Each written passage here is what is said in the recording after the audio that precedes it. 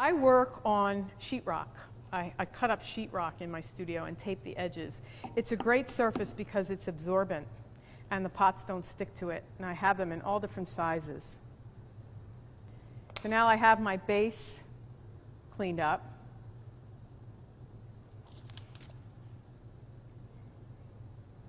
And I'm going to add the bottom. I'll cut off another piece of slab. The bottom thickness of slab should be at least the thickness of the pot or a little bit thicker for this type of pot. I put a sheet of newspaper there as a guide for after it's cut.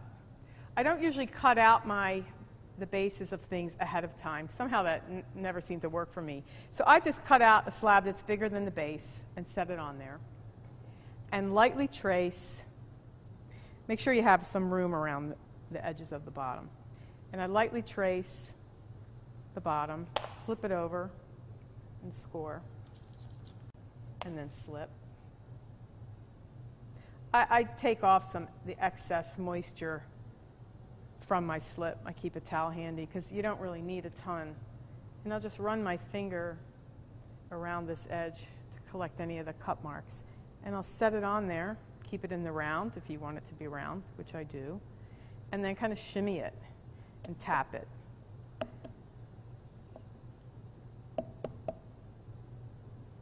And then clean up around that edge, any slip that has come out. And now I'll cut the bottom. The idea here for the paddling is that the bottom is actually going to come up onto the side of the pot. So I don't want to cut it straight like that because that would leave a big wad of clay coming up onto the pot. So I'll take my knife and I'll angle it close in so that I can just see a little bit of a rim around the bottom. Pull my knife around. If your knife starts to stick, don't worry about it. Just pull it out and pull it away. If your knife is sticking, you could either dip it into cornstarch or dampen it. And I use this newspaper now to sort of scooch that bottom up onto the side of the pot. All right, now that we have the base added onto the pot, we're going to peel the newspaper away and get some foam. And we're going to paddle. The first thing we're going to do is just paddle the base so that it sticks. That's all we're doing right now. My fingers are right where the wall of the pot meets the base of the pot. The goal of this demo is to show how various forms can be made just from this one particular form. So if I were to take this pot and put a handle on it, it's a perfectly acceptable mug. It works. But we can alter this form a lot by paddling. The next thing you want to do is get rid of this sharp line that happens when you paddle it on. And I'm going to paddle right on that line. And just keep in mind that the whole time you want to keep your fingers on the seam that you'll feel on the inside. So just by softening that, it changes the form a little more. If you notice, I'm turning the pot using the paddle.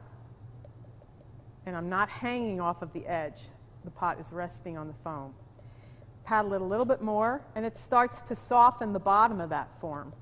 And it's changing it. Every time you paddle it, you're changing that form. So now, that form has changed again. Of course, along the way, you have to let things set up. But that's a different form than it was just a few minutes ago. We're going to keep going with this because on this particular form, I'm going to paddle it into a rounded bottom that we're going to then add a foot ring to. Always look at your pots from all directions when you're working, upside down, sideways, because you never know what they can turn into. So you see now I'm really getting this on an angle, creating that sort of point that I want, that coned point. And it keeps changing the pot. So it's starting to work. You see that dome start to happen. And now I really have to look at it from the top, because this will tell me everywhere that's flat everywhere that's sticking out, and I'll just paddle it around to get it back into the round. Now that I have the form that I want, I'm going to make a foot ring for the pot. So I've cut out a little square of clay from my larger slab. I'm just evening it out a little bit. And I also want the foot ring to have a pretty good thickness because it has to support this whole pot. I find these biscuit cutters very handy tools to have in the studio. They come in a small circular size and a large circular size. They also come in many other shapes. You can usually get them at cooking stores. Sometimes you can find them in craft stores in the baking section. What I'll do is I'll just grab one of the rings, and I'm trying to determine how to come up with the size of the foot ring. So I'll just set this on here, and whichever circle template seems to nestle right there as sort of at the base diameter, that's the one I'm going to choose for the outer ring.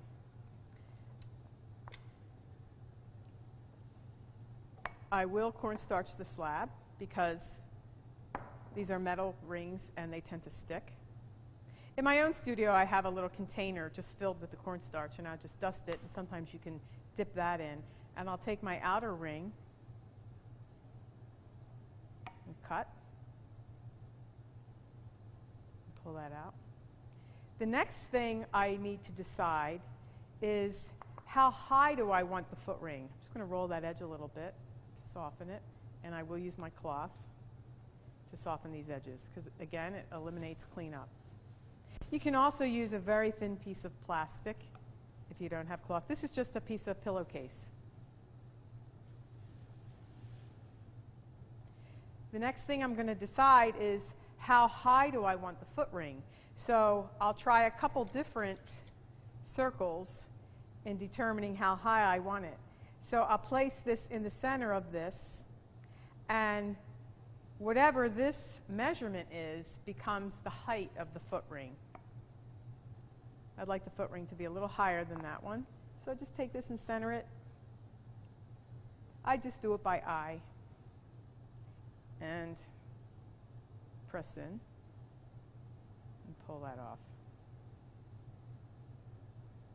Now, to create the actual ring, you have to keep in mind that this foot ring has to go on a slant. So you want to set that up to get it in place. So I just made this little cone out of clay, and once we talk about circular templates, I'll show you how to make one of these. It's basically, a cone is just a circle with a piece of the pie cut out.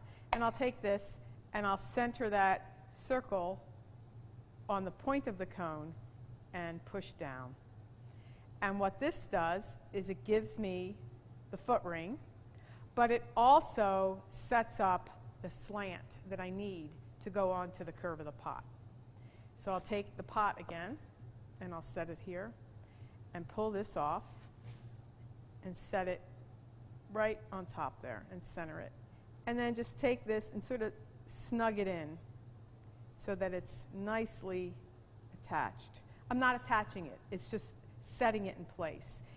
I need to have this set up a bit before I can attach anything, because clay is a waiting game. You have to wait for it to get to the right consistency. The right consistency for attaching most things is leather hard, where the clay is still wet, but it doesn't move. The one thing that's really important is that you want to make sure that the edge, and I need to actually come down on this and make sure that I have it level. You want to make sure that the edge of the foot ring is not lower than the slope of your pot, because that's a mistake that you can make if you cut this inner ring out too wide. So I just have a little tool, and I kind of hold it up, and I can see that the slope is well under that. And the next thing is, because we have to wait for it to set up, I use these plastic grocery bags that I think they seem to multiply in our drawers. I want to keep the walls of the pot wet, but I want the base to set up, because I will alter this. And the only way to do that is to wrap part of it. I call it selective drying. So I'll just set this in here, pull this up around, and just pull the plastic just around to where that bottom part is that I want to have set up. And then just clip it. All right, now that this is stiffened up, I'll unwrap my plastic and just make sure that it looks pretty level. And because it's stiff enough now, I can actually flip this. It's not attached, but it's sticking enough. And that will help me see if I have that on there straight enough. It looks pretty good.